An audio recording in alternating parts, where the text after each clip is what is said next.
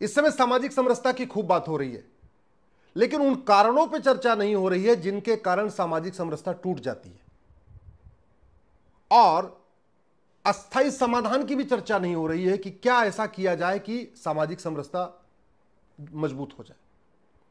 बातें करने से, भाषण करने से सामाजिक समरसता नहीं मजबूत होगी। केवल कहने भर से, रैलियों में कह देने से या कहीं लेक्चर में कह देने से सामाजिक समरसता मजबूत हो, उससे बिल्कुल नहीं होगी। सबसे पहले यह देखना पड़ेगा सामाजिक समरसता किन कारणों से टूट रही है। गांव में सामाजिक समरसता इसलिए टूट जाती है कि एक दबंग व्यक्ति एक गरीब के जमीन पे कब्जा कर लेता है। उस गरीब की पुलिस में कोई सुनवाई नहीं होती, तो मजबूरी में वो गरीब 10-20 लोगों को और इकट्ठा करके लाठी लेके खड़ा हो जाता है अपने खेत में कि हम कब्जा नहीं करने देंगे। जो दबंग है उसके पास पैसा होता है, उसके पास पॉलिटिकल पावर होती है, और थाने दलाली के अड्डे हैं, थाने भ्रष्टाचार के अड्डे हैं। वो थानेदार को कुछ पैसा देता है और गरीब के खिलाफ एफआईआर करवा देता है, झूठा एफआईआर करवा देता है। पहले दो लोगों में दुश्मनी थी, अब एफआईआर हो गई तो गवाहों के बयान भी होंगे। अब गरीब भी लाएगा 10-20 गवाह, और जो दबंग है वो भी लाएगा 10-20 गवाह। अब जब दबंग लाएगा तो जो पहले दो में झगड़ा था, वो झगड़ा फैलते फैलते 20-25 परिवारों में पहुंच गया। सामाजिक समरसता इसलिए टूट रही है क्योंकि भारत में अवैध निर्माण करना, दूसरों की जमीन पे कब्जा करना, यह गंभीर अपराध नहीं है। 40 साल 50 साल के बाद केवल इतना होता है कोर्ट से कि जिसकी जमीन है उसको मिल जाता है। उसमें भी गरीब कई बार सुप्रीम कोर्ट तक लड़ी नहीं पाता, हाई कोर्ट तक लड़ी नहीं पाता। वो डिस्ट्रिक्ट कोर्ट में अगर हार गया, और डिस्ट्रिक्ट कोर्ट में हार भी जाते हैं क्योंकि डिस्ट्रिक्ट कोर्ट में बहुत भ्रष्टाचार है। जो दबंग होता है वो बड़े वकील खड़ा कर लेता है, जज को खरीद लेता है, डिस्ट्रिक्ट कोर्ट के पैसा दे देता है, और अंत में वो गरीब हार जाता है। उसकी जमीन होती है और उस पर जमीन पे हार जाता है, कब्जा हो जाता है अमीर का, फिर पूरी जिंदगी भर के लिए सामाजिक समरसता टूट जाती है। आप लाख बातों में कुछ कहिए, भाषण में कुछ भी कहिए, जिंदगी में कभी गांव में, उस गांव में गरीब और दबंग के बीच में सामाजिक समरसता आ ही नहीं सकती। सामाजिक समरसता इसलिए टूट जाती है क्योंकि झूठी शिकायत भारत में गंभीर अपराध नहीं है।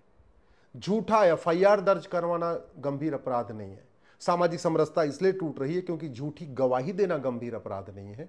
झूठा एफिडेविट फाइल करना गंभीर अपराध नहीं है। चीटिंग, फ्रॉड, फोर्जरी, परजरी करना गंभीर अपराध नहीं है। एक दबंग आदमी दूसरे को मरा हुआ दिखा के उसकी वसीयत करा लेता है, विरासत करा लेता है, दूसरे की जमीन अपने नाम करा लेता है, झूठी वसीयत, झूठे विरासत से, और मुकदमा चलता है 40-50 साल। वो गरीब बेचारा हारता है क्योंकि उसके पास इतने पैसे नहीं कि वो बड़ा अच्छा कोई तगड़ा वकील कर ले और फिर उसको सुप्रीम कोर्ट तक लड़ सके।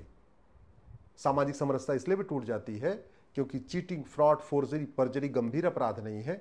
झूठी वसीयत बनवाना, झूठी विरासत बनवाना, झूठा कागज बनवाना गंभीर अपराध नहीं।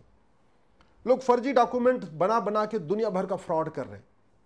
झूठा आधार बनवा लेते हैं, झूठा राशन कार्ड बनवा लेते हैं, झूठा ड्राइविंग लाइसेंस बनवा लेते हैं, झूठा वोटर आईडी बनवा लेते हैं, झूठा बर्थ सर्टिफिकेट बनवा लेते हैं, झूठा डोमिसाइल सर्टिफिकेट बनवा लेते हैं, झूठा पासपोर्ट तक बनवा लेते हैं। क्यों बनवा लेते हैं? क्योंकि ये झूठे कागज बनवाना गंभीर अपराध नहीं है। तो जब तक झूठी शिकायत, झूठी जांच, झूठी गवाही, झूठे फैसले को गंभीर अपराध घोषित नहीं किया जाएगा, तब तक सामाजिक समरसता नहीं आएगी। जब तक झूठी विरासत, झूठी वसीयत, झूठे कागज तैयार कराने को गंभीर अपराध घोषित नहीं किया जाएगा और जल्दी जल्दी सजा नहीं मिलेगी, तब तक सामाजिक समरसता नहीं आएगी। जब तक ये गुलामी की शिक्षा व्यवस्था है, तब तक सामाजिक समरसता नहीं आ सकती। जब तक कांस्टेबल और कप्तान का बच्चा अलग अलग स्कूल में पढ़ेगा, अलग अलग किताब होगी, तब तक सामाजिक समरसता नहीं आएगी। जब तक शिक्षक और शिक्षा मंत्री का बच्चा अलग अलग स्कूल में पढ़ेगा, उसकी अलग अलग किताब होगी, तब तक सामाजिक समरसता नहीं आएगी। जब तक मजदूर और मालिक के बच्चे की किताब अलग होगी, अलग अलग स्कूल होगा, एक साथ वो नहीं पढ़ेंगे, तब तक सामाजिक समरसता नहीं आएगी। आप कुछ भी कहते रहिए, बिल्कुल नहीं आ सकती। जब तक गुलामी की पुलिस व्यवस्था नहीं बदलेगी, जो थाना भ्रष्टाचार का अड्डा बना हुआ है, तब तक सामाजिक समरसता नहीं आ सकती। जब तक ये तहसील जो कमीशनखोरी का अड्डा है, जहां पे केवल और केवल 1-2 का 4 हो रहा है, जब तक ये लेखपाल भ्रष्टाचार करेगा, कानूनगो भ्रष्टाचार करेगा, तहसीलदार भ्रष्टाचार करेगा, थानेदार भ्रष्टाचार करेगा, हवलदार भ्रष्टाचार करेगा, इस भ्रष्टाचार के कारण भ्रष्टाचार का फायदा किसको मिलता है? दबंग को मिलता है, पैसे वालों को मिलता है। और भ्रष्टाचार से पीड़ित कौन होता है? गरीब, असहाय, चाहे वो किसी जाति का हो, चाहे किसी पंथ का हो। तो जब तक ये भ्रष्टाचार अपराध खत्म नहीं करेंगे, भ्रष्टाचार अपराध के खिलाफ कठोर कानून नहीं बनाएंगे, तब तक सामाजिक समरसता नहीं आएगी। सामाजिक समरसता तब तक नहीं आ सकती जब तक ये गुलामी की शिक्षा नहीं बदलेगी, गुलामी की पुलिस व्यवस्था नहीं बदलेगी और गुलामी की प्रशासनिक व्यवस्था नहीं बदलेगी। जब तक कलेक्टर और कप्तान सत्ता के गुलाम हैं, वो सांसद विधायक के इशारे पे काम करेंगे, वो निष्पक्ष होकर निर्णय नहीं ले पाएंगे। जब तक उनके ऊपर ट्रांसफर का खौफ रहेगा और जो सांसद विधायक कहेंगे या मंत्री कहेंगे या सत्ताधारी दल कहेगा उसके अनुसार वो कार्य करेंगे, तब तक सामाजिक समरसता नहीं आ सकती। सामाजिक समरसता स्थापित करना है तो सबसे पहले आपको नशे का कारोबार रोकना पड़ेगा। जैसे ही बच्चा नशेड़ी हो जाता है, जैसे ही कोई एक व्यक्ति नशेड़ी हो जाता है, वो घर में मारपीट शुरू करता है, घर की समरसता टूट जाती है, बाहर तो छोड़ दीजिए। जैसे वो ड्रग एडिक्ट हो जाता है, आस पड़ोस की किसी भी लड़की को छेड़ देता है नशे के आवास में, सामाजिक समरसता खत्म हो जाती है। मैं पिछले कई वर्षों से देख रहा हूं, 5 साल से छोटी बच्चियों का जो बलात्कार हो रहा है वो केवल और केवल नशेड़ी कर रहे हैं, ड्रग एडिक्ट कर रहे हैं। और अगर किसी की 4 साल 5 साल की बच्ची का बलात्कार हो गया, उसकी हत्या हो गई, तो जिंदगी भर वो बदले की भावना में रहेगा। सामाजिक समरसता आप लाख कहते रहिए, कुछ भी कहते रहिए, सामाजिक समरसता कभी नहीं आएगी।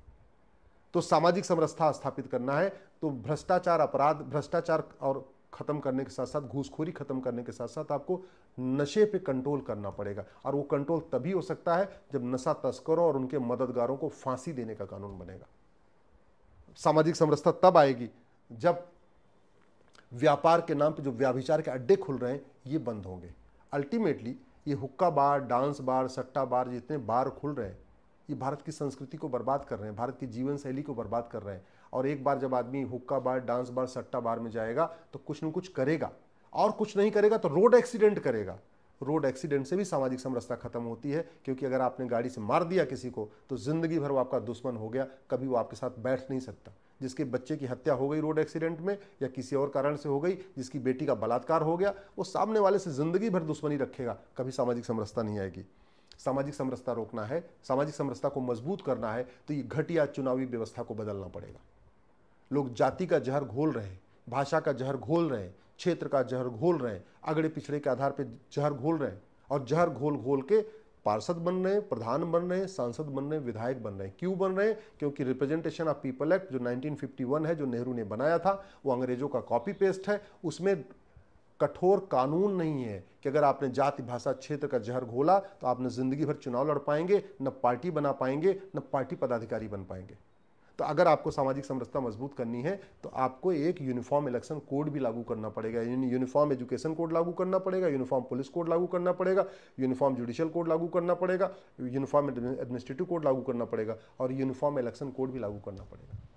अगर आपको सामाजिक समरसता स्थापित करनी है तो चिकित्सा व्यवस्था, जो हेल्थ केयर सिस्टम है, जो पूरी तरीके से ड्रग माफिया जिसको कंट्रोल कर रहे हैं, हॉस्पिटल माफिया कंट्रोल कर रहे हैं, ये बड़ी बड़ी दवा की कंपनियां जो पूरी पॉलिसी को कंट्रोल कर रही हैं, उसको आपको तोड़ना पड़ेगा और भारत में एक समग्र समावेशी चिकित्सा व्यवस्था लागू करना पड़ेगा, एक इंटीग्रेटेड हेल्थ केयर सिस्टम लागू कराना पड़ेगा। जब तक गरीब के लिए आप लंबी लंबी लाइन होगी, जब तक गरीब को ठीक से चिकित्सा नहीं मिल पाएगी, तब तक अमीर और गरीब के बीच में सामाजिक समरसता बिल्कुल नहीं आ सकती। सामाजिक समरसता तब खत्म होगी जब छुआछूत की मानसिकता खत्म होगी, और छुआछूत की मानसिकता तब खत्म होगी जब जाति व्यवस्था पीछे जाएगी और गोत्र व्यवस्था आगे आएगी। छुआछूत इसलिए चल रहा है कि लोगों को पता ही नहीं है कि जो गोत्र ब्राह्मण का होता है वही क्षत्रिय का होता है, वही वैश्य का होता है, वही दलित का होता है। पंथ में जो चरमपंथ बढ़ रहा है, कट्टरवाद बढ़ रहा है, वो इसलिए बढ़ रहा है कि पता ही नहीं है कि जो हिंदू का गोत्र है वही जैन का गोत्र है, वही बौद्ध का गोत्र है, वही सिख का गोत्र है। भाषा के आधार पे जो सामाजिक समरसता टूटी हुई है, और वो तोड़ा किसने किया है? वो पॉलिटिशियन ने किया हुआ है। वो क्यों? उन्होंने कर दिया है ना, उत्तर दक्षिण को लड़ा दिया है, उन्होंने तमिल और हिंदी का झगड़ा खड़ा कर दिया है।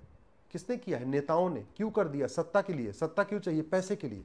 तो जब तक आप भ्रष्टाचारियों को फांसी देने के लिए कानून नहीं बनाएंगे, तब तक ये ओट जीवी, नोट जीवी पैदा होते रहेंगे, जाति भाषा के क्षेत्र के आधार पर तोड़ते रहेंगे, और तोड़ते रहेंगे, सामाजिक समरसता नहीं आएगी।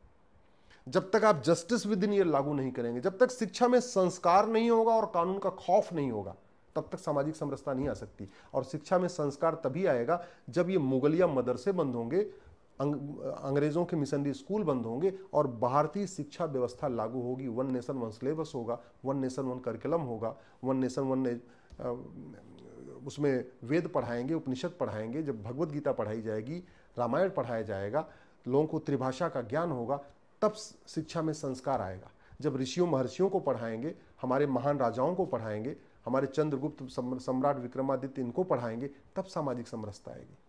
सामाजिक समरसता स्थापित करना है तो आपको कानून का खौफ पैदा करना पड़ेगा, कानून कठोर हो, और सबसे इंपॉर्टेंट आपको जस्टिस विद इन ईयर लागू करना पड़ेगा। जस्टिस विद इन ईयर तभी हो सकता है जब झूठ बोलना गंभीर अपराध हो और झूठ पकड़ने के लिए नार्को पॉलीग्राफ ब्रेन मैपिंग कानून हो। तो इसलिए सामाजिक समरसता स्थापित करना है तो आपको इलेक्शन रिफॉर्म भी करना पड़ेगा, एजुकेशन रिफॉर्म भी करना पड़ेगा, पुलिस रिफॉर्म भी करना पड़ेगा, जुडिशियल रिफॉर्म भी करना पड़ेगा, एडमिनिस्ट्रेटिव रिफॉर्म भी करना पड़ेगा, एविडेंस रिफॉर्म भी करना पड़ेगा, और सबसे इंपॉर्टेंट झूठ को गंभीर अपराध घोषित करना पड़ेगा। यानी झूठी शिकायत, भाई दहेज हत्या का झूठा मुकदमा लिखा दिया, सामाजिक समरसता खत्म। SC ST का झूठा मुकदमा लिखा दिया, सामाजिक समरसता खत्म।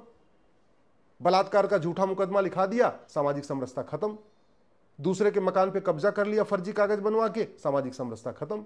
दूसरे की जमीन पे फर्जी कागज बनवा के कब्जा कर लिया, फर्जी वसीयत बनवा के, सामाजिक समरसता खत्म।